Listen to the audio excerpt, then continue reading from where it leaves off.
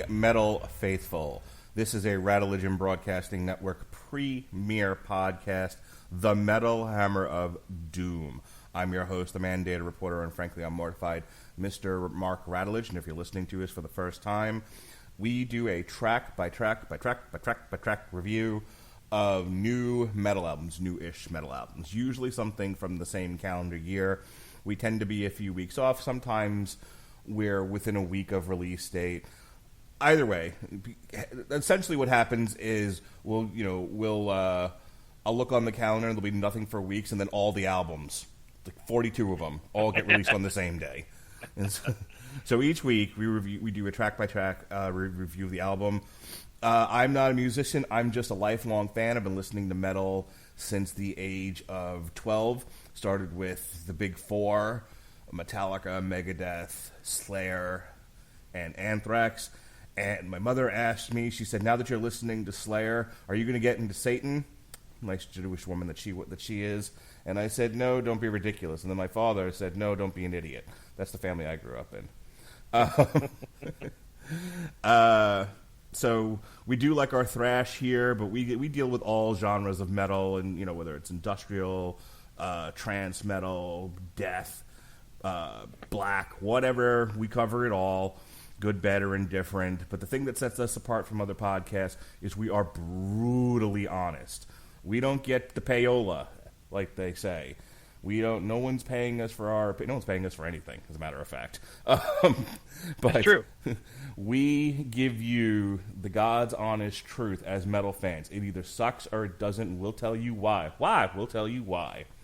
Ladies and gentlemen, my co-host, he's like the vice president here of the Radulich Broadcasting Network and the host of Source Material in his own right. Ladies and gentlemen, it's Jesse Starcher. How do you do, sir? Oh, Mark Radulich is here as you please, and Jesse Starcher is back in it like sweet, sweet macaroni and cheese. Hello. Woo! Oh, one thing that Mark forgot to mention, we do like our metal, and we are honest, but we do have a lot of inside jokes, and that one, ladies and gentlemen, is going to stay as inside baseball can get. Mark, it's as inside as that sweet, sweet macaroni and cheese. These are sex jokes, ladies and gentlemen. Oh, my goodness. Well, hey, man, we missed last week, and we are very sorry. We are very sorry. We did have a Metal Hammer of Doom extra, but Tarja Turunen was unfortunately just not on the agenda for Wednesday. Yeah, essentially, we sprung a leak. For those of you who have, the no patience and we're get to the album review already, I've listened to this podcast for 30 seconds now and I don't hear any music. We're getting there. Just give me a second. We sprang a leak in the early part of July, and though we fixed the leak fairly quickly, and we had water restoration come out and leak detection and all of that, we only just this past week, last week to be exact, had the construction people come out and actually start contractors start working on our kitchen. And in doing so, we had to pack up the entire living room and kitchen into my kids' bedrooms, which included my computer. So when I came home from work Wednesday night, there was just no way I was going to find my computer in time to get the show started. And Jesse was helping Mexicans cross the border illegally. I'm not sure what he was doing. You've got me confused with somebody else that used to be on this show. There's nothing to be ashamed of, sir. But anyway, no matter how many ways you slice it, we were not able to do the show. But I would recommend the Tarja album. If you enjoy her, this is a little bit more. It was a little bit more palatable than I think her most recent efforts over the past few years. It had a more poppier sound. And for those of you who like a little roller derby, she does a fine video in which she knocks some bitches out. Yes, she does. Go check that out. But we're moving on. We're onward and upwards. We are going to be talking about Korn, which dropped The Nothing on September 13th. They released 3 singles. You'll Never Find Me. You know what that is, Jesse? That reference? No. Okay. Look it up. I have a feeling that the first result in Google is going to be a fucking track off this album. Just say movie quote. You'll never find me. Oh, okay, gotcha. All right. Because I actually don't remember where it's from. I just remember the line. Okay. You'll never find me. That's what you're made up of. Random movie quotes, yes. And Family Guy references. That's right. June 25th, 2019. Cold, August 2nd, 2019. And Tommy, Can You Hear Me? September 6th, 2019. According to the band's lead singer, Crying Jonathan Davis, the title of the album was inspired by a villain from The Never-Ending Story. The Never-Ending Story. That got mentioned on our extra, I believe. If it may have got cut. I can't remember because I sounded like an idiot if I remember right. I was like, hey, isn't that like the villain from from Never-Ending Story? And you were like, yeah. And wait a second. So that really is the inspiration for the title. That's badass. It's the first album recorded after the deaths of the lead singer's wife, Devin Davis, and his mother, which is reflected in the lyrics of the songs such as Finally Free. This has affected Davis during the recording of the album, in which he cries like a bitch. No, in which he... Oh, my gosh! Just kidding! Which he treated as a form of personal therapy. Well, that's good, and we applaud him for dealing with his issues in an artistic fashion. Agreed. Some of his emotional breakdowns were recorded and ended up on the album, most notably towards the end of the intro, The End Begins, which we're not going to play because it's 1 minute and 30 seconds, and we only play the full portions of the full song. We don't do ambient noise, crying, trombones playing into people's asses, whatever these people do on these albums. True. But go ahead, Jesse. You apparently read the unabridged biography of Jonathan Davis's woes. So, okay. Well, you definitely touched on what I was going to speak about there with that first track because I did it in a really mature and respected fashion. And I appreciate that. I'm a dick. It's very sad. At the beginning, I remember when I first listened to this album, we've listened to plenty of tracks on albums where it was ambient noise. I remember, oh my goodness, I can't remember which album it was. It was earlier this year, and it had a horse on the Pale Horse Named Death, I think is what it was. That there's a couple tracks in there that are ambient noise, and it sounds like a bunch of people crying at a funeral. That is what this first track reminded me of. And I was like, okay, well, what is going on here? And I sent you the text. I was like, there is some... Well, to refine what I sent to you, Jonathan Davis is definitely upset. Something is going on. Sure. I had no idea. I had no idea what the history was behind this. So, sure enough, do a little bit of research, and we find out, just like you said, those emotions are coming through on this first track. So one of the things that he says, and I'll read this to you. This came from Loudwire, and I'll quote it here. On the intro track, The End Begins, and at other points throughout the record, Davis can be heard crying, pleading, wailing, and screaming in despair and frustration. And it's not done purposefully for the aesthetic of the album. It's 100% real. He says, I didn't know that was going to happen. He reflects, I don't try to fake emotion. That was the first time performing those lyrics. I get over emotional sometimes. I don't try to do that. I don't want to fucking cry. It just overtook me. It happens to me live. Do you know how many times I've cried on this tour? I'm not Mr. Macho. If I have to cry, I cry. I let it out. And if you don't, you build up and get all kinds of other problems. It'd be a better fucking place if people understood that. So initially I was like, okay, is he... I was right there along with the half going, okay, is he doing this for the aesthetic of things? And according to that quote, he's not. That was something that legitimately overtook him when he was recording that first track. And it's not much of a track. It's like 1 minute and so many seconds, and it's, just him kind of talking about why he didn't understand why what was his wife, right? It was his wife that passed away. He didn't understand why she... And his mother. And his mother. So you could tell a lot of this is dealing with the loss of his wife. And he is saying throughout that first song, he's like, why did you leave me? Why did you leave me? And now it almost sounds like he's worried that the demons that were afflicting her, because she died of an accidental drug overdose. She took a lot a lethal combination of drugs, and it wasn't ruled a suicide. It was ruled as an accident. But he is obviously trying to work through some shit, and it shows throughout this album. If you look at the lyrics through this album, you'll see specifically he is trying to just use this art as a way of getting a catharsis, trying to get everything out there. So yeah, the end begins.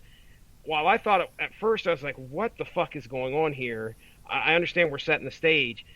Well, it's very valid. I think it's a valid track because that is the raw emotion that is coming from the lead singer of this band into our ears. I think it takes a pretty, I want to say it takes a lot of balls to do something like that, to put that on a record. Especially when some talentless asshole might ridicule you on a podcast nobody listens to.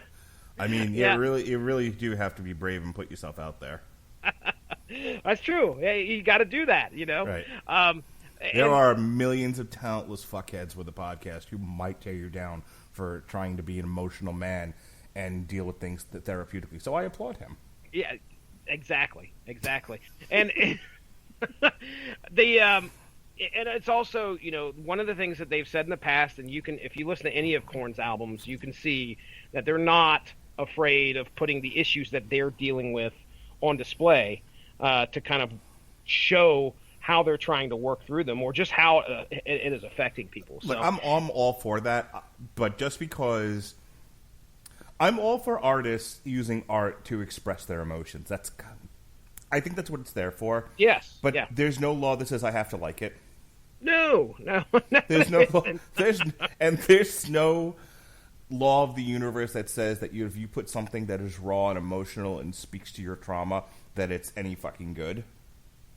I understand. So I want to be clear about that because, yes, I made jokes. That's kind of how I deal with things. If you've ever listened to this podcast before, we rip on everybody. We pay respect where it's due, but we also make a lot of jokes. Oh yeah. But I want to be clear that he's not getting a free pass from me because because of the wife thing. I feel bad for him.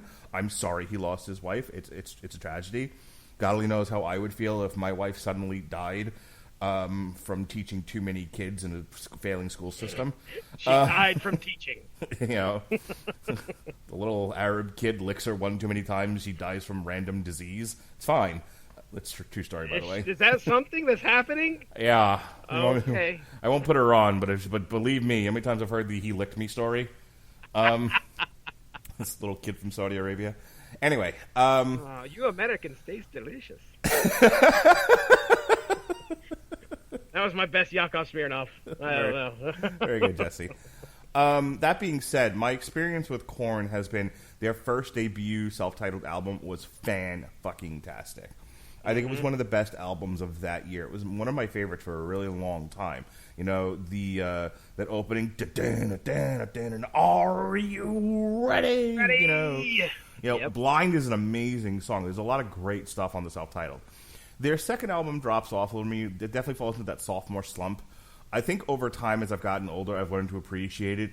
But I don't think after that I remained interested in Korn at all. It was one of those bands where I don't find what they're doing to be particularly interesting. We reviewed their last album on here, and I'm pretty sure I ripped that one to shreds too, as boring as fuck.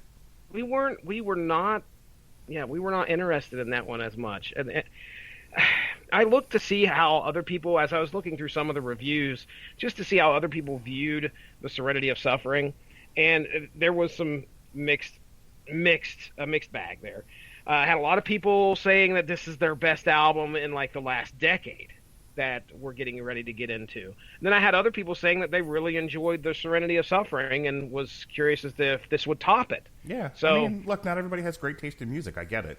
I hear you. All right.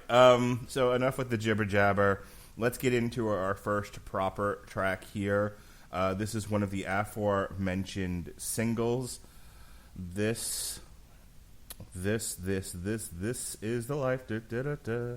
This is Cold.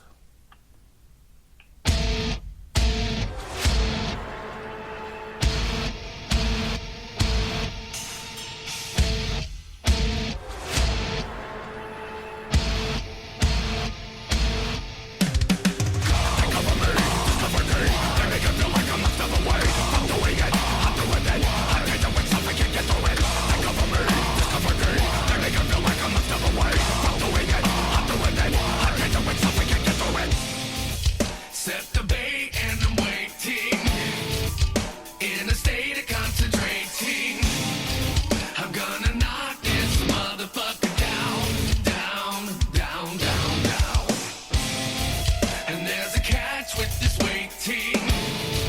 Alone, my thoughts are overtaking. Do I got the strength to take this fucker down?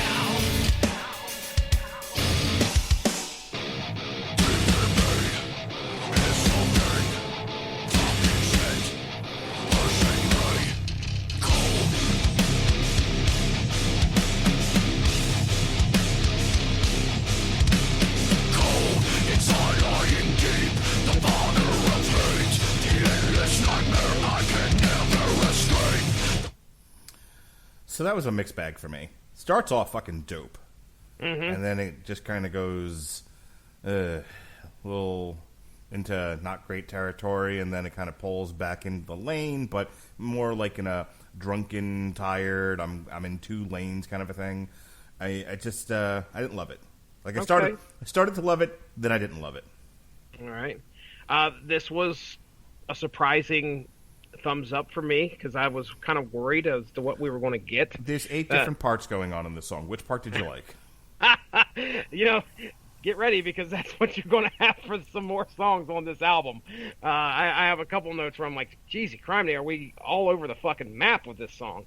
But when you look at, I like the song overall. I thought it was pretty good. I enjoyed it. Like I said, I was surprised. You look at the lyrics of the song, it's surprisingly, I wouldn't say it's not positive metal, but it's clearly about Jonathan Davis trying to overcome some type of despair that he is, that is welling up inside of him. Obviously, we know what a lot of that is about, but that's, he's going to knock this motherfucker down. He's waiting to try and get through this depression, and when he sees it, he's planning on fucking just barreling through it.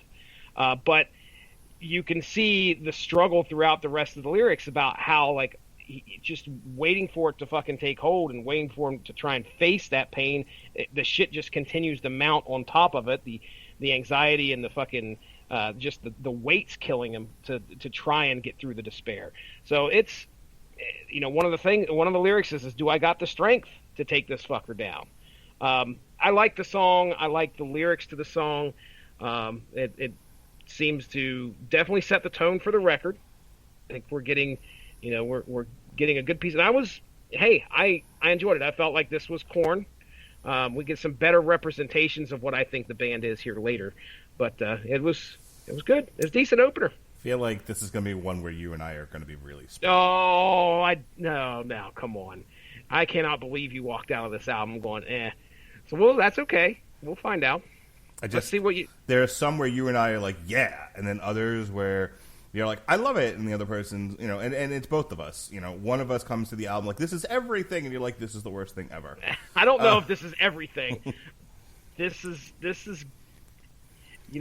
one of those things where I'm just like, okay, now that I understand the struggle of it, I understand what's behind it. Weirdly, I think this is resonating with you on an emotional level, where I'm judging it purely on its musicianship and musical merits, yeah. Okay. And it's not impacting me the same way. I mean, like, I get that he's working through some stuff, as you put it, but just because you're working through a thing doesn't make the thing that you produce interesting to me. Okay. To me, that's been represented here on this podcast, where I've gone into albums going, okay, what the fuck is going on here? And then the more I understand what went into it, the more appreciation I have of it. And I think I will agree with you. This probably does resonate with me on some type of emotional level because of all the stuff that I feel for the guy. Jeez, fucking Pete. So my favorite song this year is about walking out to the ring. I'm like, just another Family Guy reference. Like, they're talking about The Godfather, and, the whole family's like, but why don't you like The Godfather? And he's like, it protests too much. He's like, because it has a valid point to make. And Peter, waits a beat, and he's like, I like the money pit. No. I feel like that's me sometimes. Oh, yeah, all that grit. around it, and it's the big flashy part that Mark Radulich like. The boom and the explosions. Yep. Right? The boobs and the explosions. That's what I boobs. Hey now. Arr. No. Arr. You'll never find me. Oh, that's a good cue. Is what we're doing. God damn it. Is what we're doing next. Ow. All right. Here we go.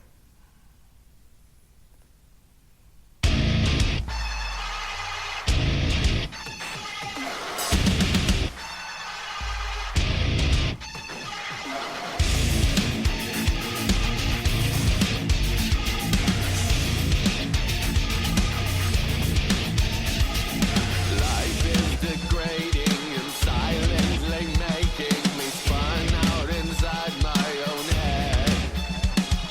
Spewing and craving, this darkness is baiting me down the road to my own death.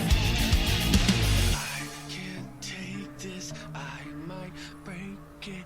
Watch it all fall down. So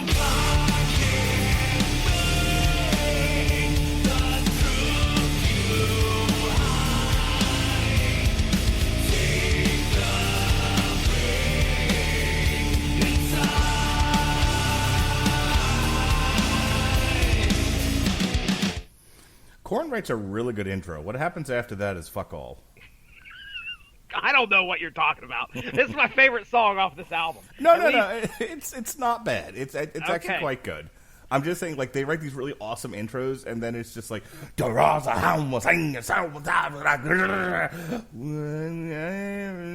somewhere out there. Oh, God.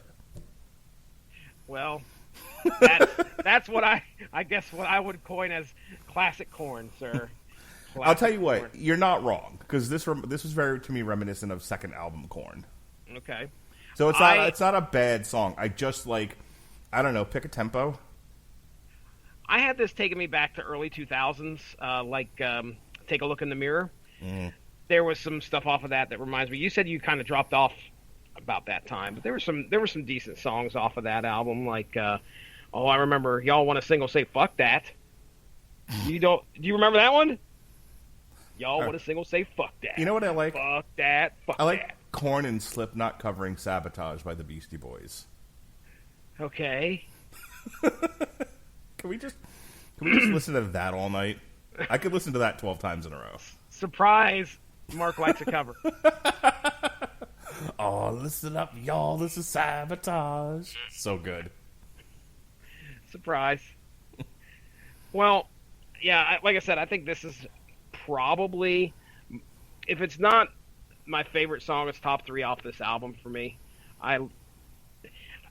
We're 3 songs in, well, 2 songs really, and I'm still impressed with what's going on. So, keep it going, Korn. Let's see if they can keep it up. Yeah, let's keep up not having a consistent tone. It's fine. You can go. I think I have an idea where you land, sir. It's fine. What musical geniuses you are. It's great. Oh my gosh. Oh.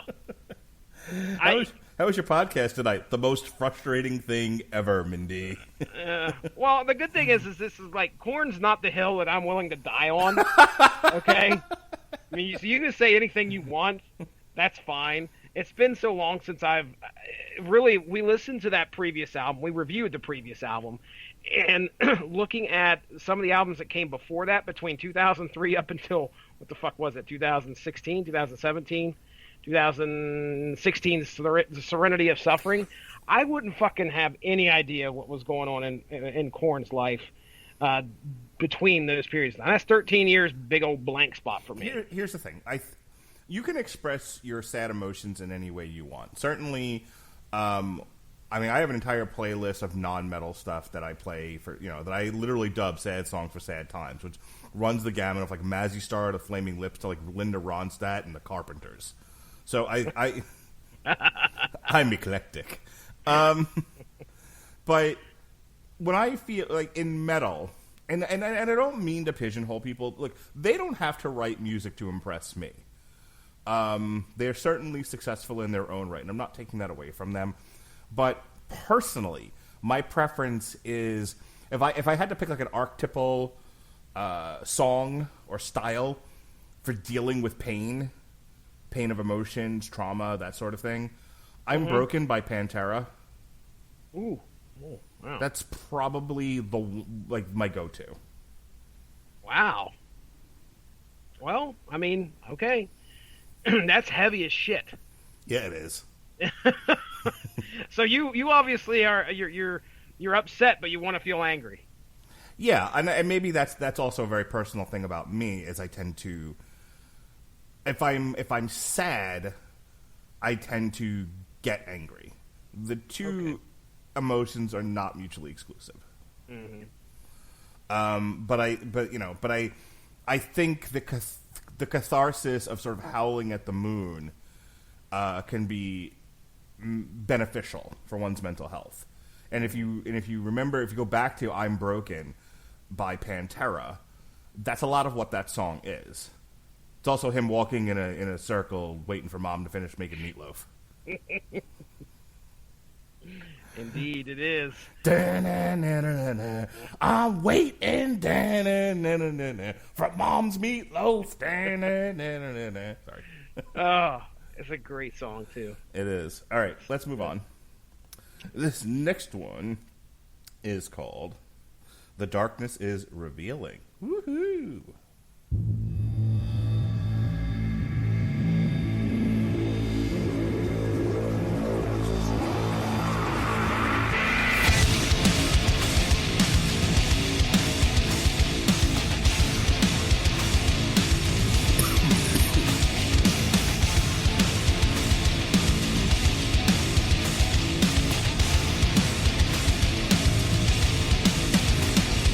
Here behind the curtain lies a darkness feeding. Full excited hunger cries are still exceeding. Everything I had to hide is all on my sleeve. Here behind the curtain lies my soul is bleeding. And I see it. Can't believe it. And the sun goes down, taking my heart. What is this I'm feeling? Is it a new beginning? Am I purging past regrets, facing the hurt I'm dealing? How does one start healing? The darkness is revealing the bittersweet reality that this is the help I'm needing. Why must I be bastardize my essence, please? Search my mind and all I find is So busy arguing with people on Facebook, I missed my cue. Well, you need to stay off the Facebook. Yeah. Tell him, Mark. Goddamn social media. I actually like that one, but that one had some tonal consistency that I find attractive in music. It had a flow to it that I largely enjoyed, and that's the best one so far, in my opinion. I do like it. My notes were we're still heavy and hard going into, track number 4. Every once in a while, if I remember correctly, Korn would have a song on there that just seemed like, oh, this doesn't feel like it belongs. And we haven't got that yet. There's nothing here so far that I feel is like, okay, well, this doesn't need to be here. So that's good. I'll read you the chorus here. And again, it's another representation of him trying to work through some stuff. It says, what is this I'm feeling? Is it a new beginning? Am I purging past regrets, facing the hurt I'm dealing? How does one start healing? The darkness is revealing the bittersweet reality that this is the help I'm needing. So he's, again, trying to face what his emotions are and trying to deal with it. Again, this is something where I'm just like, I really enjoy, I appreciate him showing us that he's trying to get through this stuff. So again, good song. Another one dealing with the shit that he's going through, which, I don't think I should be surprised by this, to be honest, because I think Korn's kind of infamous for that. They leave their hearts on their sleeves and kind of let you know what they're dealing with, especially Jonathan Davis. So I often wonder what it's like to be the other people in the band where, as part of the songwriting process, your personal strife and not even strife, but your input, your creativity is largely ignored. Korn, Jonathan Davis just walked into the studio with just a suitcase full of notebooks, and then there's the bass player. It's I'll have a song about buying ice cream on a Sunday morning, and it was don't know if we're gonna have time for that. No, that's not happening. I have 8,000 notebooks about my sad feelings. Not happening. You just go write bass lines. It's fine. One of the things that I read, they were talking about how, he lost his mom, and then 6 months later loses his ex. It's his ex-wife, by the way. So they had a divorce. They had divorced, and oh my God, from what I understand, I'm so holding nasty comments back now. Well, dude, the one article I had read, things got really bad to where she was, I think, found they separated, and he put a restraining order out because of some kind. I think it was a domestic violence issue. She wasn't allowed to see the kids. She wasn't even allowed to fucking see the dog. That was mentioned in the article. So anyway, they obviously had their rough patch, and so after Robin and I got divorced, this is my first wife. Mm-hmm. I was sitting in my apartment. I was trying to date, but wasn't tremendously successful at it. I was at a real crossroads in my life, and I remember just kind of hanging out in the apartment one day, and I was watching Looney Tunes cartoons, and there happened to be a Looney Tune cartoon it was a black and white Porky Pig one where he's getting married. The image of a cartoon marriage between two pigs brought me to tears. Oh, jeez. I don't think I'd cry now, even though I'm known for being a sensitive, fairly sensitive guy.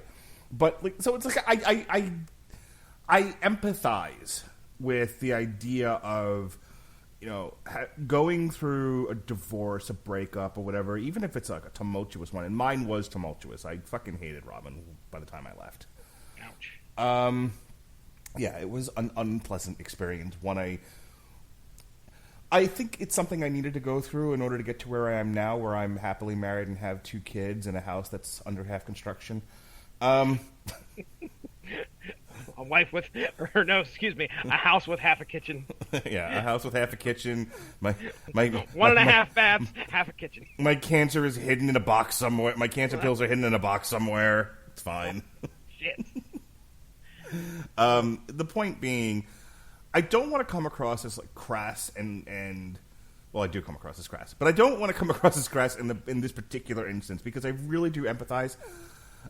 On the other hand, I guess I have I'm wrestling and having a hard time struggling with him having such difficulties with this woman who he clearly could not live with, and then dies of a drug overdose.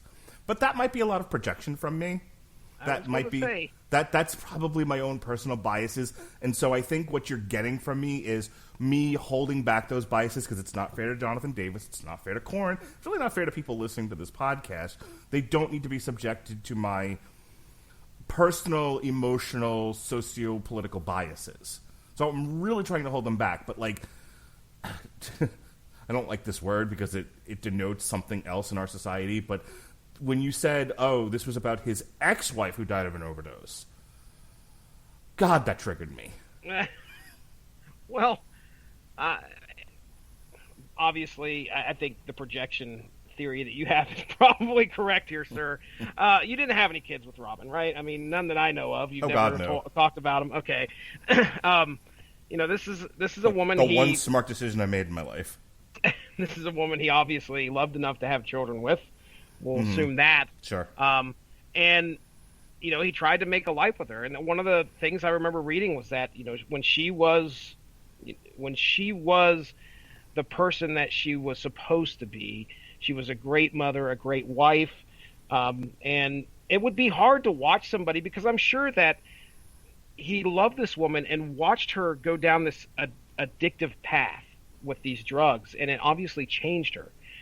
So much to where she became violent, to where he had to put out a restraining order. That would fucking suck if I had to do that with my wife 2 years down the road from now because of some kind of fucking drug-related incident.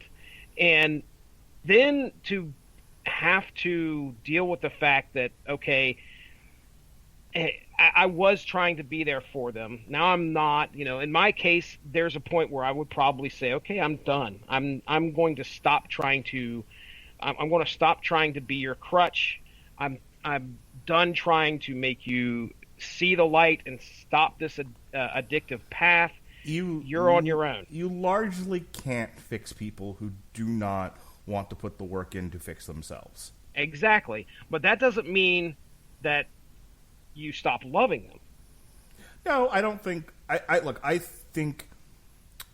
don't think love is a binary entity. I think you can love your children, you can love your wife, you can love your mom and dad, you can love your coworkers, you can love the asshole podcast guy. I think you can love in different ways. It's tough, but you can. I think you can love people in and around your life in different ways, but it's all love. It's just love defined differently. That's not really what we're talking about here, though. Okay. At least I don't think so. I mean, I don't know, man. We certainly aren't walking a mile in his shoes. No, and I don't want to I don't want to be redundant. So, we'll go on to the next track here. But I think it's an interesting discussion because we're sitting here. So he puts this piece of art out, and we're reacting to it, and he can't control how other people are going to react to his pain and his art. Mm-hmm.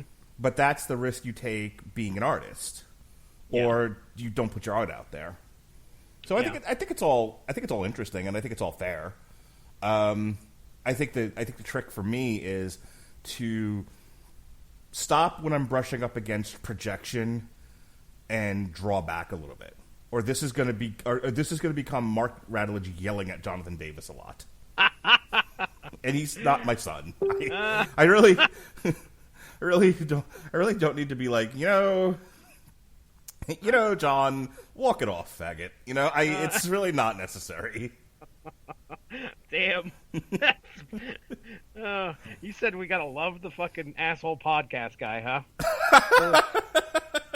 We're trying. Love me, you know it. All right. Before we lose the rest of our audience, let's move on to our next track here. This is Idiosyncrasy.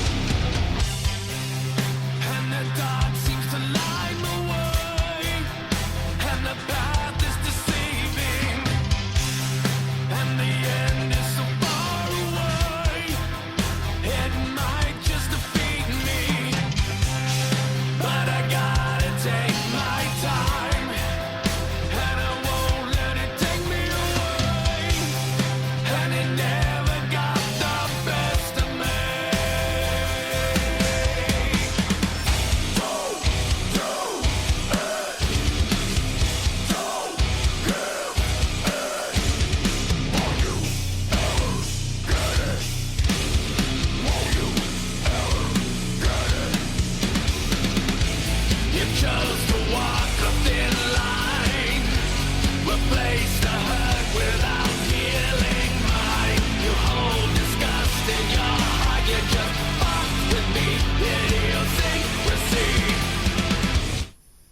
All right, that one's not bad. That one's got a pretty good groovy beat that I can get down to.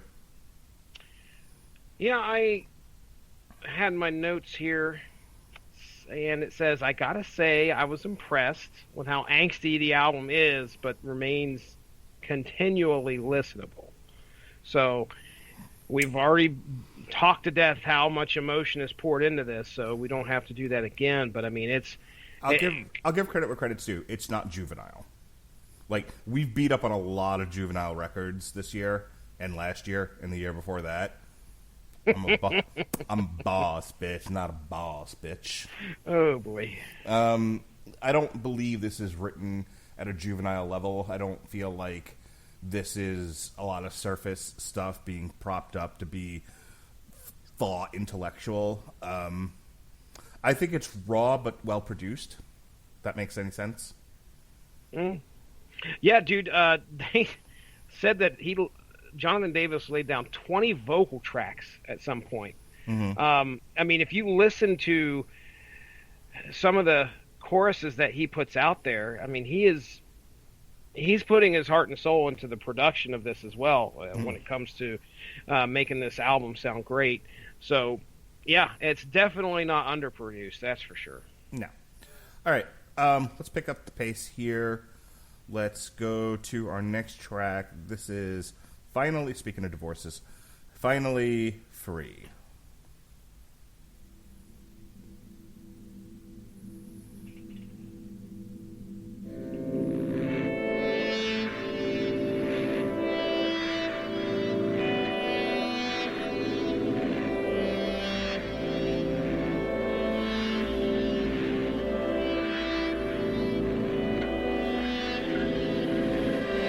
It's hard to see what you will find when your heart's dipped in agony. I tried too hard, I was too kind. I saw your face in everything. I hate it. It's coming for me. It's laughing at me. It's time to realize what is really going down. It's staring at me. It's pulling on me. I can't believe it. Take it down. Take it down now. Where are you now? I tried to get through to you. Nothing was saving you. How could I fail? This life betrayed you, and you will finally free. What you see is what you get. I had no time to process it. I think if I just... All right. I remember why I struggled with this band now. Okay. There is an inherent, devoid of everything we've talked about over there. Like, we've covered it, we've beat it to death. Hang on. Okay.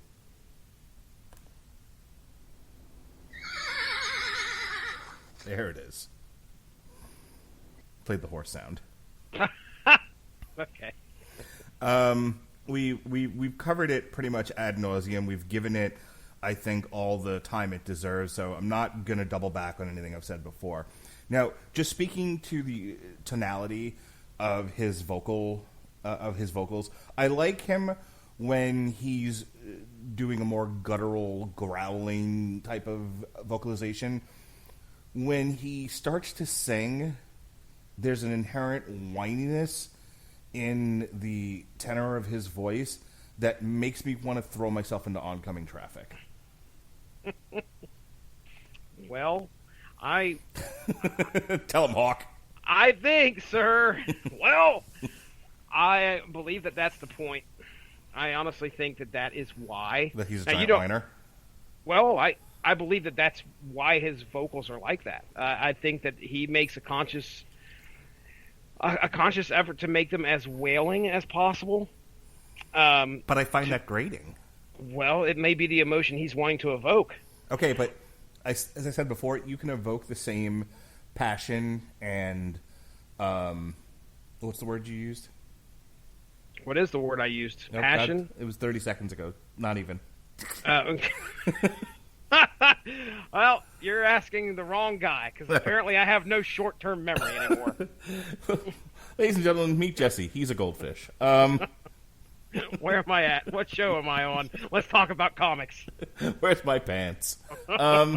Jesse the talking goldfish, everyone. The emotionality.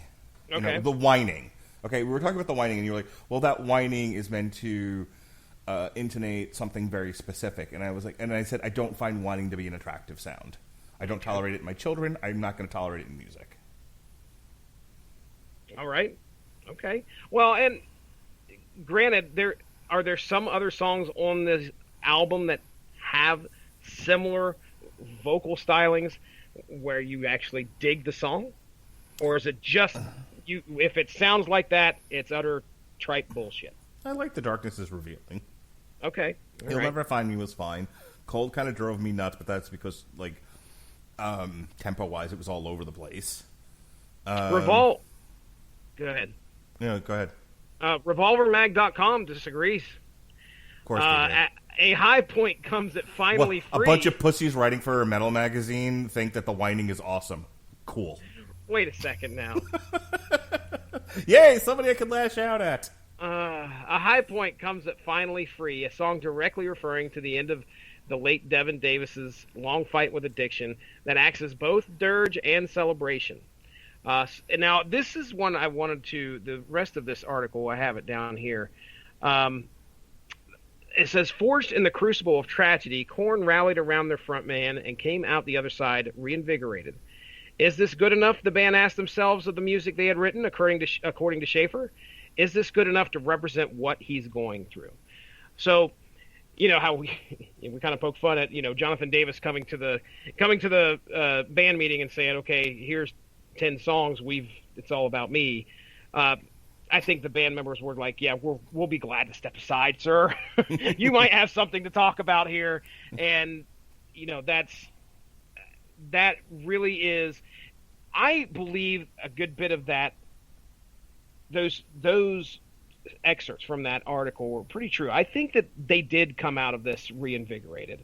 One of the things that I've seen in other albums and other musicians is that tragedy really adds to their creativity. And not always. The output, it can, though. the output that and their output and the strength of that output, I guess I would say. Let's talk about Clutch for a second. Okay. So Clutch is super creative in the kind of music that they produce. You never know what you're going to get with a Clutch album. They might throw a pipe organ in there and do something gospel related. Throw in some brass section. Yeah. You really, I think there's a backbone to the kind of music Clutch produces. But then they start hanging different things on, like, what if we threw a tambourine in here? What if we played it What if we played it faster than normal? What if we did a blues jam? And like I said, I think Clutch's approach to music is nothing is off the table, and everything. And there is some very emotional music in what Clutch produces, but they're so creatively all over the road. It all becomes very interesting, and that's why we love them so much. There comes a point where it's like, we get it, you're in pain, but this is, and I don't want to go as far as saying that this is sounding samey to me, because I wouldn't go that far. Ooh, yeah. But I'm not getting a tremendous feeling of creativity from this album. Vigor, maybe. I sense there's energy here. I sense purpose.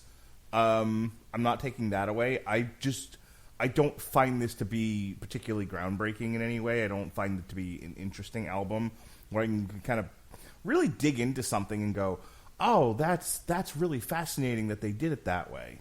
Mm-hmm. Look, and I'm not saying most of the albums we cover on this show have something interesting going on, but what they lack in interestingness, they more than make up for in aggressiveness. This lacks both of those. Would you say that it is at least, it definitely doesn't feel less than what a Korn album should be, correct? I would say this is firmly in the vein of the average Korn album. Okay, all right.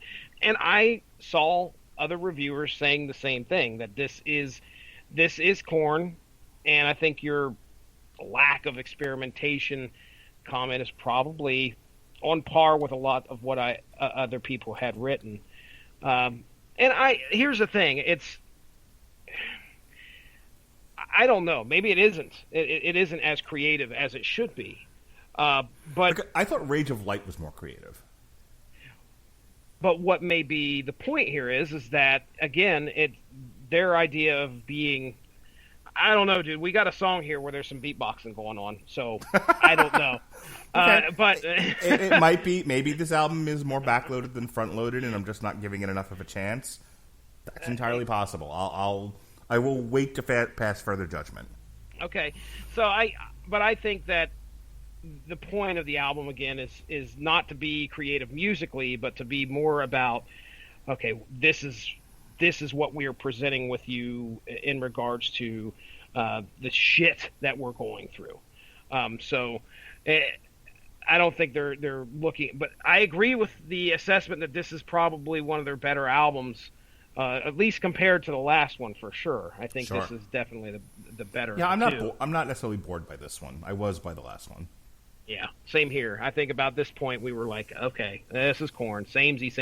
It got samey, and I looked at it just to see, and apparently, Serenity of Suffering was only 40 minutes long. This is just a tad bit longer because I was like, man, I remember getting, just it was dragging on for the Serenity of Suffering.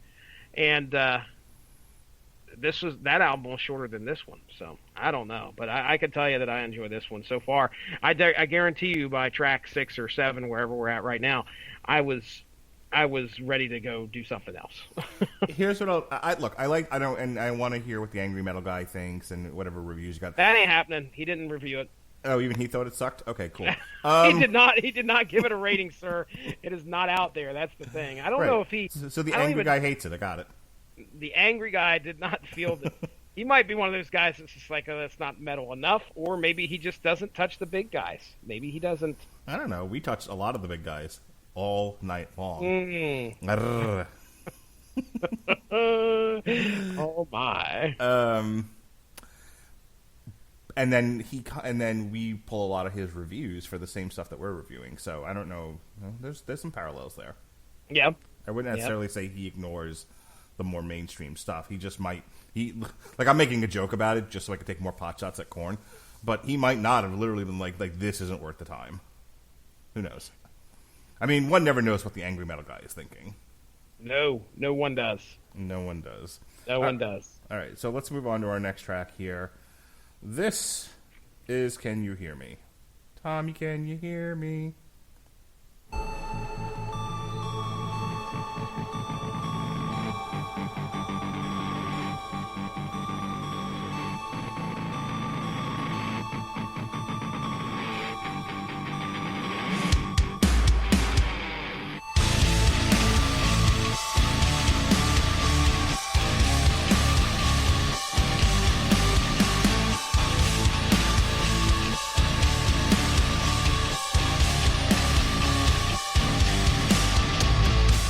It walks with me, it takes its time. It sinks its teeth in one at a time. It loves to feed, it loves my past. It's always taunting, but somehow out of grasp. Can you hear me? 'Cause I'm lost, and I may never come back again. And while my heart keeps holding on, I know I'll never be the same again.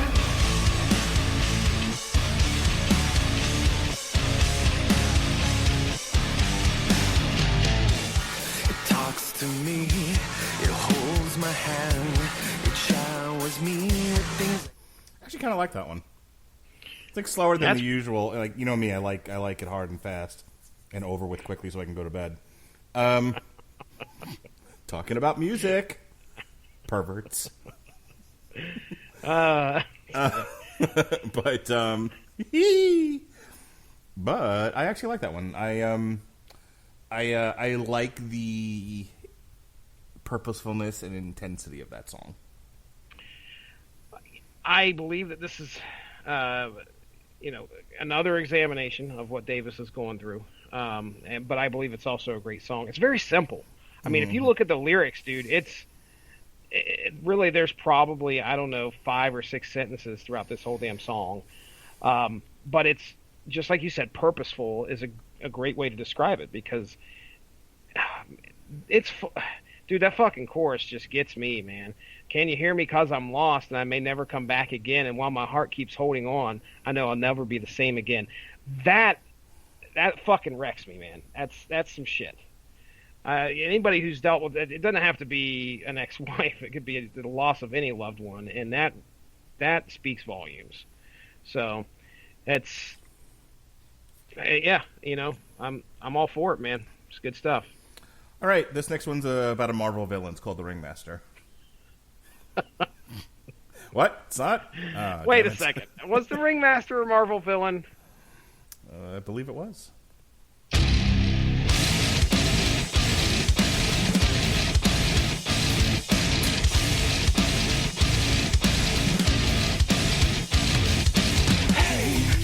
Yes, I'm talking to you. And what are you doing here? And why you look so sad, man? Brother, please come here. Let's talk and let it out, dear. You have nothing to fear, child. I'm the one that makes it oh so much better.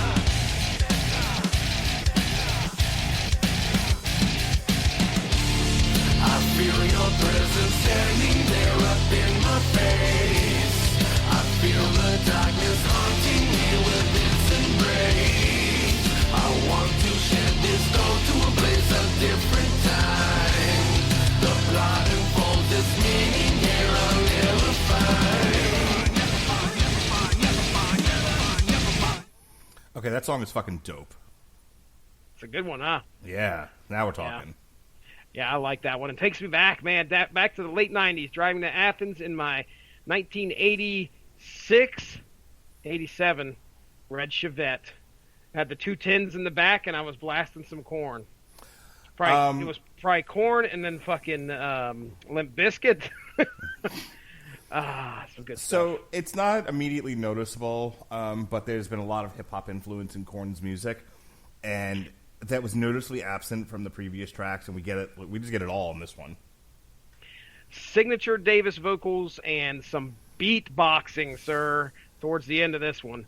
And it's up there. This is probably one of the top 3 off this album for me. I really did like the Ringmaster, who, by the way, just taking a look here, was indeed a Marvel villain. I know First what I'm talking appearance. about. I know what you're talking about. Villain known as the Ringmaster of Death appeared in Captain America Comics number 5, August 1941, and then appeared much later in a flashback in Captain America 112 in April of 1969. His real name is Maynard Tybalt.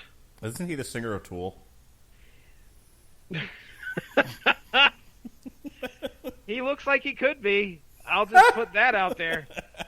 He definitely could be. Oh, remember that day Tool showed up on Spotify and every metalhead shit their pants? Let's see. I posted two updates explaining that Tool was on Spotify, and then the memes just flooded.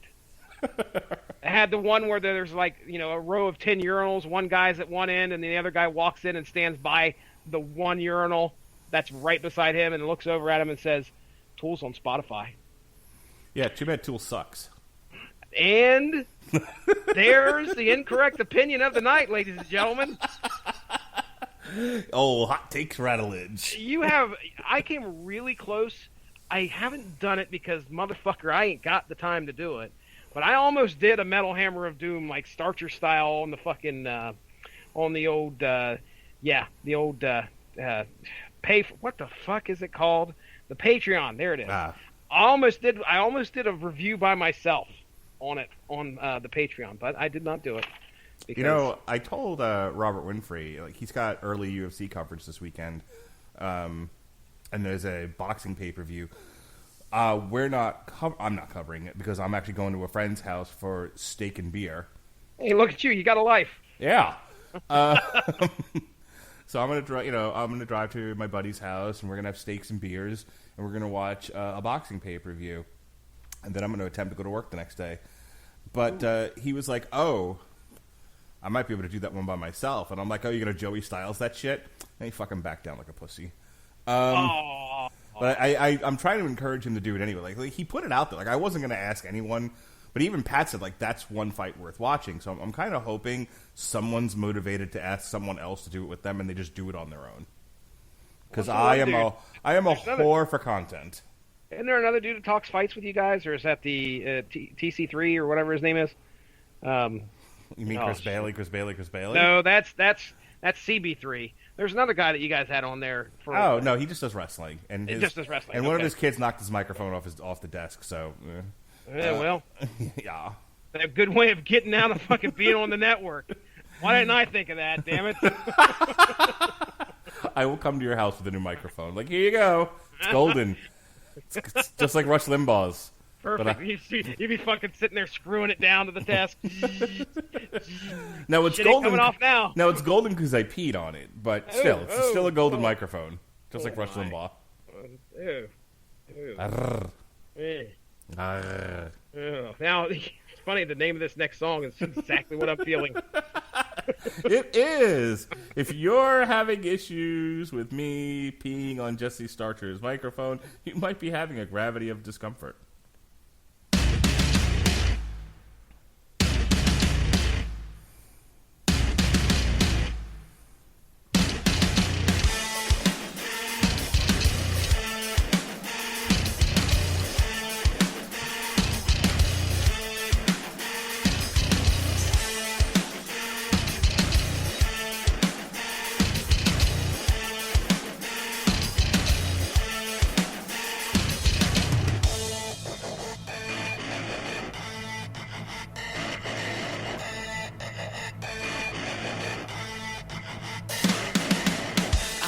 This road alone, in prison by design.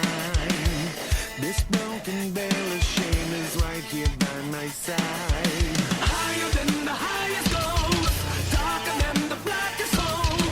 Feel myself release my soul. Sweet relief, my body goes. Hey, dominate everything I got on my plate. Feel the weight on my weight. Crushing my heart is sure to break.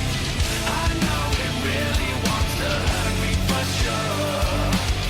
I know it set me up, it's dead premature. All right.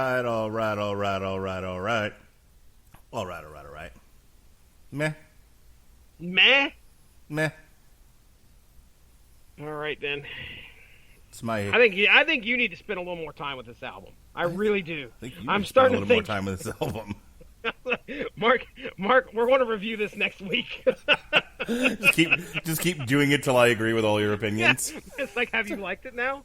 Okay, we're coming back next week. That's a very Mark thing for you to say. I'm glad to see I've had that kind of influence on you. Yeah. I like that one. I thought that one was good. Look, I know I kid you, but you could like stuff I don't like. It's fine. Oh, okay. All right. Well, yeah, I won't be too broke up about it.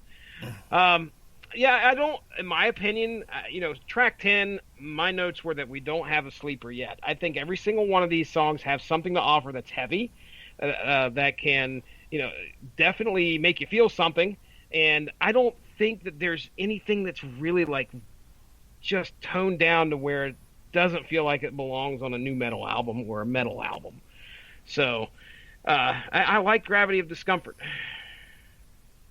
Okay. All right. What are some other what would you say are the consensus reviews? Consensus? I mean, I wish I would have had them. I closed out all of them. Most of them I saw were like 8, 8.5. So they were all fairly positive. Okay. Not really much that I saw in there that was too extremely negative. I mean, the creativity thing that you mentioned, it seemed like they had a way of kind of saying that, but not saying it to where it was as offensive as you. Okay, so here's my problem with the reviews for this band. Oh, they would need tickets to that next show. Send me to fucking Disneyland. I want to be there for the opening. You should have heard us going off about the critics on Rambo last night. Really? There was a few of them. Just like, I hope you enjoy the parties that you're invited to, you fucks.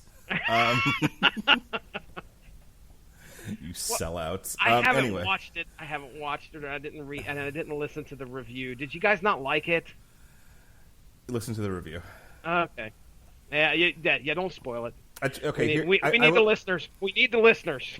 Here's what I'll tell you. If you just want to see Rambo fuck some people up, it's fine. That's what I heard. I heard that is perfect. Yeah. If that's what you're expecting. If you expected a well thought out editorialization about the horrors of sex trafficking, this was not the movie for you. Okay, got it. So I'll just leave it at that. Anyway, I feel like a lot of the reviewers conflated personal enjoyment with quality of album. Quality. Don't ever say conflated again while I'm on a podcast with you, but go ahead. You're turning more and more into me every day. I want you to know that. I hope you're sufficiently horrified. I'll wake up in the morning. Why do I look like Mark? What is going on with me? me? Where did these camo shorts and fucking wrestling t-shirts come from? Anyway. Well, it's funny that we just may be the same person after all. Set of franchises. One in Florida, one in Ohio. Anyway, like my point being that I feel like I feel like what happens with a lot of reviewers is that they can't separate their own personal feelings towards something from a craft review, which I think is something we do really well here. Because like there's plenty of stuff that I say, oh, I like it, but I know it's crap. And if I don't, Winfrey will. And so I think this gets an inflated higher marks because you have a lot of people who, you know, it pays to be a Korn fan, you know, and so they're like, oh yeah, this is a good Korn album, so it must be quality wise, it must be good. Where there's a distinction there, there's a finer point, there's a line of delineation. And I don't think a lot of the quote-unquote professional reviewers are really good at being able to distill the difference. Consequenceofsound.net. They give you the good, the lowdown, the good, and the bad. Okay, so and the verdict at the end. I'll read you the bad. The Nothing is a predominantly strong effort, but tracks like first single, You'll Never Find Me, and Finally Free come across as a bit generic, not offering much new in regards to instrumentation. Again, another supporting argument for what you'd said about the experimentation or the creativity coming out of here. Other than that, the interlude track, The Seduction of Indulgence, which we skipped, comes across as an odd speed bump, agreed, and doesn't really add to the album's progression. So I can agree with probably everything that they're saying there. So there is some criticism coming from it, but most of what you hear, like the verdict from them, was that this album is a solid entry into the band's discography. I don't particularly disagree with that, but a solid Korn entry doesn't really tickle my sack. Okay, I understand. I was looking for some more reviews just to see if we could get some grades, and I'll be damned if it's easy to find. Like, okay, I'm on metalsucks.net. Do they give a number grade? It's not easy to find because you'll never find me. 3 out of 5 horns they gave them. Metal Injection gave it 8 out of 10. And does Alt Press give it anything? No, it does not. All right. So, how are we pronouncing this next one? Is it Hader, Bill Hader, Emmy Award winner? Harder, sir. Harder. Hard 3R. Harder, okay. C3PO. Well, maybe stop trying to fucking spell things in, like, Phoenician. I don't know what that's all about either. It's weird. Yeah. All right, so here we go. Here we go, yo. Here we go, yo. So what's the scenario? Let's play that album next. We should. Oh, I don't think we can. That's one of the ones that's not on here. But go ahead. All right, this is Harder.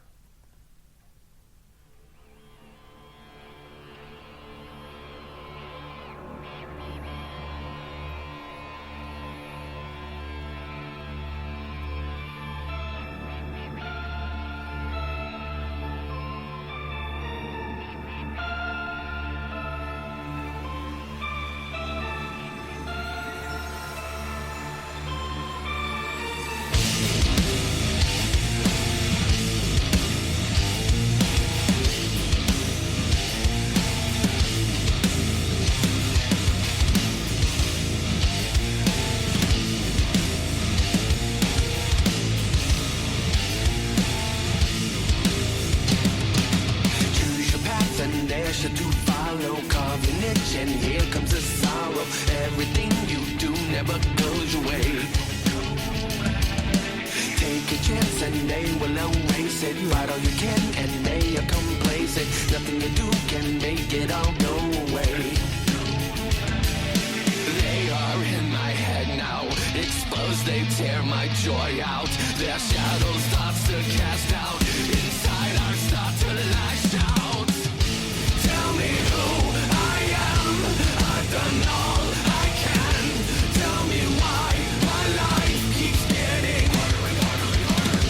Tell me what to feel, this shit can't be real. Tell me why my life keeps getting harder and harder and harder. That song was about porno. It gets harder and harder and harder. Just kidding. Just kidding. But if you were waiting for Mark makes a dick joke on the bingo card, mark it off. Put it on there. That's what she said. Put it on there. So this was the song that I had notes in here that indicated that it was all over the map. We have some sing-songy poppy shit that happens at the beginning, and then like it gets heavy as shit, and then it pops back to the poppy.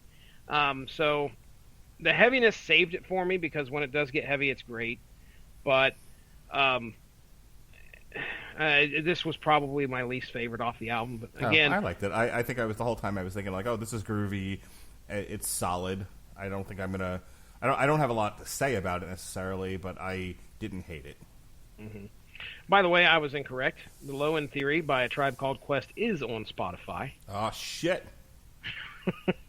Scenario is track 14 off of the Low End Theory.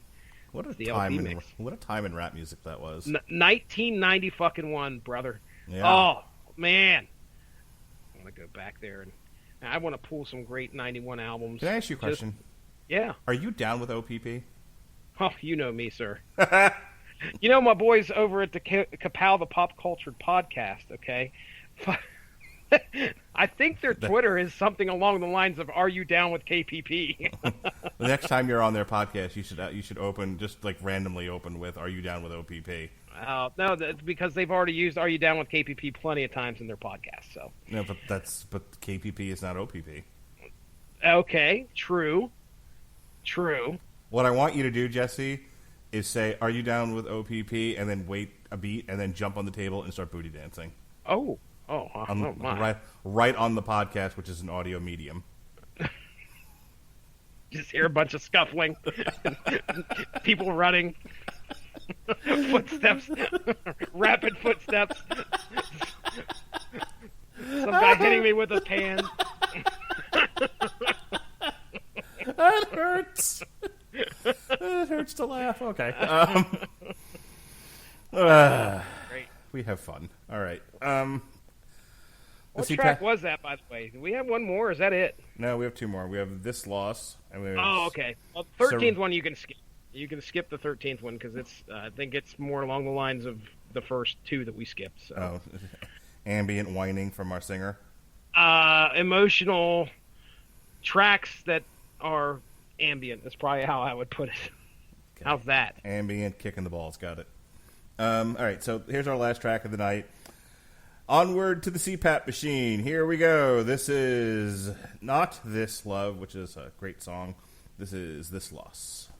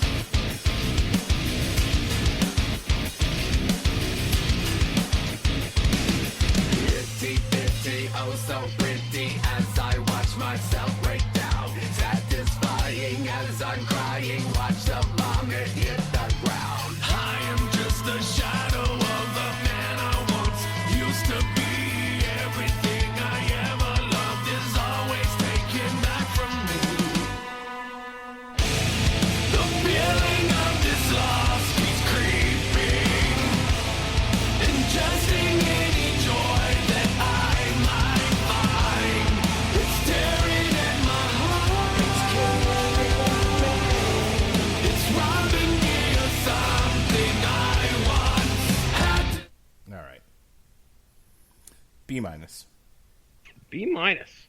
Okay. B minus. Be real, Jesse. B minus. Ooh. All right. Well, I mean, it's no Prophets of Rage. no, it's not. Speaking of Be Real. It's an odd Yeah. comparison to make, right? Yeah, I would agree. Although I did revisit that album, I think, over the weekend, just because I wanted to. Wanted to. Was something flying over? They fly over. Every time I fucking see a drone, dude, every time I'm like, damn, that was a good album. I need to go back and listen to that again. Well, I, for myself, I think we get some great heaviness, some great emotion. I was from Korn here, and I was very surprised at how much I actually enjoyed this album. As far as the emotion goes, let me ask you a question. Okay. Was it sweet emotion? Banana. Ladies and gentlemen, you can check out Unspoken Issues,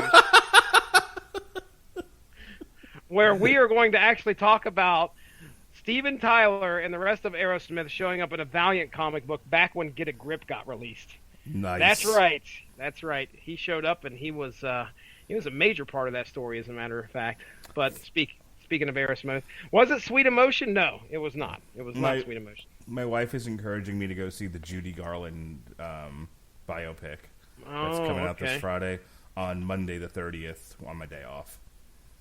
It's hard, Any though. particular reason why? Just because, or what? Are you trying to tell me you're not a Judy Garland fan? Who's that? Oh, just kidding, Mark. I fucking watched Wizard of Oz. You fucking asshole. I was about ready to just end the podcast. Like, I don't even want to do plugs now. Just, we're done. You fucking non-reference getting shithead. This podcast is over. Who's Judy Garland? Is she in Korn? No. Yeah, Renee Zellweger is in a Judy Garland biopic. Ooh, okay. So, it comes out this Friday. I might go see it Monday. She want you to take her? No, well, she is, but I don't know, because there's a great Family Guy reference where it's like trying to get a woman to answer a question is difficult, and so there's a guy, so it flashes to a guy picking up a woman in a bar, and he's like, "Do you want to go out?" He's like, "Yes, maybe." "No, I don't know." He's like, "Here's the first 3 numbers of my telephone number. Email me." So on my wife's birthday, I was supposed to meet her for lunch, and I'm like, "Where do you need me to go?" Like, where I'm like, "Where do you want to eat? Where do I need to go?" And she's like, "I don't know." And she goes into this long, rambling explanation of why she can't pick a restaurant. At which point, I just start. She knows I'm frustrated with her when I stop talking and I just start sending her random emojis. Like she knows I've lost my patience when I send her the fried shrimp. Oh, the fried shrimp. Have I told you about the fried shrimp? I think I have. You let us in on that one, I believe. But if you want to go ahead and rehash it, you're more than welcome to. It's an Elijah Schlesinger bit where a guy leaned in to give a guy a kiss after a date, and he like pulled away. And then he sent her a text after that. It was like, "Would have kissed you, but I had to get up early." And she was like, "That's the dumbest thing I've ever heard. It's so stupid. It doesn't warrant a good answer." So she sent him a fried shrimp emoji because why should she bother?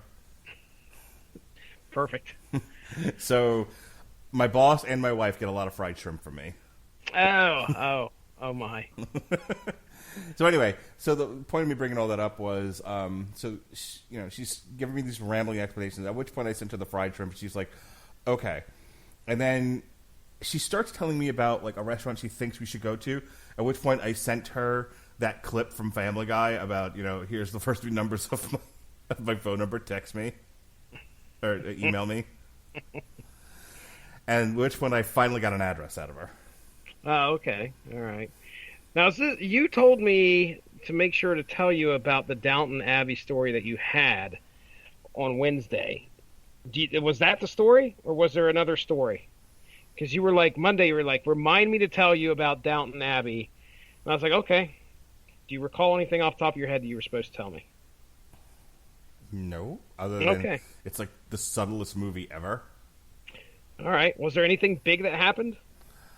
The central conflict of the movie is that the Downton Abbey staff fight with and by fight I mean like argue with the king. The king and queen have come to Downton Abbey to stay during one of their tours, and the king and queen servants demand that they be the ones that take care of them. But like Downton Abbey's like, nah, this is our home, fuckers. Okay. All right. You're in our house. Whose house? Downton Abbey's house. If I said the words Pennyworth and Downton Abbey, would that spark any remembering in your head? Because that was part of the conversation we had where you were like, don't let me fucking forget to tell you. Nope, completely forgot. I have no idea what All you're right, talking that's about. great. That's perfect. Well, This rambling has been brought to you by Judy Garland. Anyway. Korn, ladies and gentlemen. I have to finish watching Pennyworth. I got all the way up to episode 9 today. I have one more episode left, which airs this Sunday, right before Godfathers of Harlem, which I'm also going to start watching, but we're not covering. And then I got to start watching Constantine. So I told her, I don't think I have time to go to the movies and watch Julian. She's like, stop being a podcast fag and just go. Like, all right. And that's why we love each other, ladies and gentlemen. Oh, that's so sweet. Yeah. So sweet. Let's end this show now. All right, man.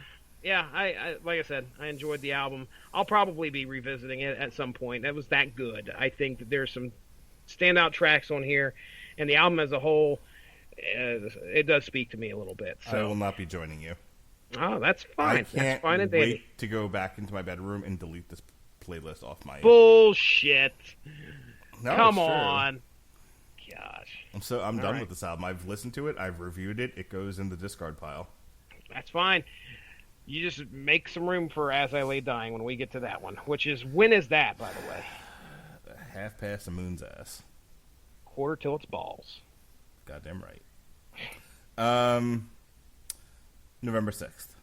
November 6th. Oh, okay, so we got a while. All right. Hey, that's going to be a fun day because that's when I have my next series of PET scans and CAT scans. Oh, and a lung biopsy. Jeez. Yeah. Good timing, Fucking huh? can't wait. Have a podcast with you after that. Yeah. I might be a little messed up. Are they messing? Did you say they're messing with your ass again? No, and I think, they might. I think they decided that they can't figure out what the hell's going on with this one nodule that just won't shrink. Like, everything else is shrinking, including the one in my ass. But the one in my lung isn't doing anything. And they're like, we don't understand how this one cancer works. So they want to do a lung biopsy. I was like, whatever. Okay. At least you're not fingering my ass again. I'll take that as a plus. Moffitt Cancer Center. We love to shove a finger in your ass. Moffitt Cancer Center. Forget your pants. Moffitt Cancer Center. We're not wearing any pants. Film and 11. Speaking of not wearing any pants, next Metal Hammer of Doom is Hell Yeah, Welcome Home. Oh, yes. Boy, I can't wait to get that one on. That one's staying on the phone. I'm sure of it. Yes, probably. Yes, probably, maybe. Here's my number to email me. If you want to go back in the archives, you can check out our review of Killswitch Engage. We were much nicer to them than we were Korn, Sure. if I remember correctly. I think we were, yeah. Yeah, I don't think we were particularly brutal on the new Killswitch Engage. In October, other than Hell Yeah, we've got Steel Panther. We're gonna love that. Look, if you're like, God, I like this podcast, but these guys are a little negative. Well, we won't be on Steel Panther. No, that's not happening. There's no way. Steel Panther is a band that we hoist on our shoulders and parade around. Yes. There's a new Baby Metal, which I'm sure will be fine. I don't think we're going to be particularly negative on that. Jesse won't let me be negative on Lacuna Coil because he wants to bang the singer. Christina. She appeared on that Tarja album. Yeah. Unbelievable. And then we end the month of October with the new Mayhem. And then on November 1st, we're actually going to do a TV party for the movie about the early days of Mayhem, Lords of Chaos. So Awesome. Stay tuned for those. All right. That's all the plugs I'm going to do for now because every time I try to do more plugs, every time I try to read off the entire calendar, I got to cancel half the shit we're doing. So Yeah, that's not good. That's not good. Well, I can tell you, ladies and gentlemen, go give the Radulich in Broadcasting Network Facebook page a like to stay up on top of all the great podcasts that we have to offer. Remember that time you kept plugging Podcoin and then you fucking made it go under?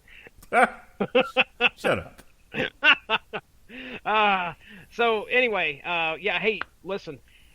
We are going to be having some Unspoken Issues episodes popping up here pretty soon. If you like comics, and you like 90s comics specifically, we do a comic book podcast for the UnspokenDecade.com, and it's called Unspoken Issues. We have 3 episodes in the can. They should be dropping next Wednesday, and then every 2 weeks after that, I think, is how we're going to be doing it. So keep an eye out for that. Our first, I think, venture into it is going to be regarding, I think that one's, I have no idea. It's either going to be the Shadow Man one, which I think it is. It's going to be Shadow Man. We talk some Wildcats and Youngblood in there at one point, and then there was another great comic book from the 90s that we talked about. So check it out. And, hey, don't forget to check out all the other great podcasts on the network. We are on Stitcher, iTunes, TuneIn Radio, just about any podcast platform. We are on Spotify. Please go to iTunes and give us a 1-star review. Yeah, hey, I'll take a star. You can't give a no-star review on there, can you? I don't know. Oh, boy, I don't want to tempt fate. Yeah, I think we deserve at least a 1-star review. One star. You know what you could do on Spotify? You could listen to the album. No, you could listen to our review and then go listen to the album yourself. See if we were right. Right. Because we're on Spotify. And then you can tweet me at Mark Radulich on Twitter. You can send me titty pics or insults, whatever. Oh, I don't care. Send it all. If you're into doing live commentary, I want to do live commentary for the Angry Bagel Guy versus Lenny Dykstra. Have you heard of it? Have you heard this? No, Lenny Dykstra. Is he a wrestler? I might have the first name wrong. Hang on. Boy, Lenny Dykstra sounds like a wrestler. Hang on. I am hanging on. Hey, the Angry Bagel Guy, Chris Morgan versus. Okay, no, it's changed to.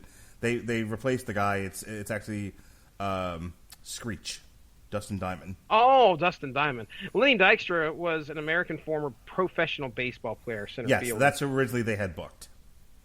Wow. Okay. I think we should do that together. Oh, together. the Bagel Boss. Oh, yeah, okay. Now I remember this guy. I totally think you and I should cover that. Oh boy. Except that it's this Saturday, so fuck it.